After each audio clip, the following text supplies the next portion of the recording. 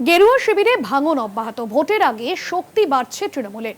200টি পরিবারের তৃণমূলে যোগ। আলিপুরদুয়ারের মানুষ বিজেপির উপর ক্ষুব্ধ, এমনটাই দাবি করছে তৃণমূল কংগ্রেস। অজয় শাহ রয়েছেন আমাদের প্রতিনিধি ফোন লাইনে। অজয়, বিধানসভা নির্বাচনের আগে গেরুয়া শিবিরে ভাঙন আলিপুরদুয়ারে কতটা চাপে রাখছে বিজেপিকে? দেখো, আলিপুরদুয়ার জেলা জুড়ে কিন্তু বর্তমানে যোগদানের হিড়িক দেখা যাচ্ছে। কোথাও বিজেপি থেকে তৃণমূলে, তো কোথাও তৃণমূল থেকে বিজেপিতে যোগদান চলছে। ইতিমধ্যে আবার দেখা গেল বিধানসভা নির্বাচনের আগে কুমারগ্রামে গেরুয়া শিবিরে বড় ধরনের ভাঙন হয়েছে। তৃণমূলের জেলা সভাপতি তথা রাজ্যসভার সাংসদ প্রকাশ চিকবারেকের হাত ধরে কুমারগ্রাম গ্রাম পঞ্চায়েতের অমরপুর এলাকার প্রায় 200টি পরিবার তৃণমূল কংগ্রেসে যোগদান করেছেন।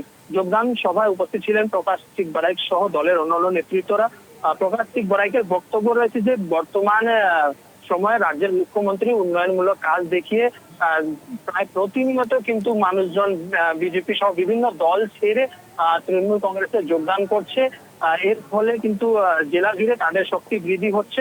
আর এই শক্তির বৃদ্ধিকে হাতিয়ার করে এবার কিন্তু তারা বিধানসভা নির্বাচনে 5-এর মধ্যে 5টাই সিট জয় করবে বলে দাবি করছেন তারা। একদমই, ধন্যবাদ অজয়।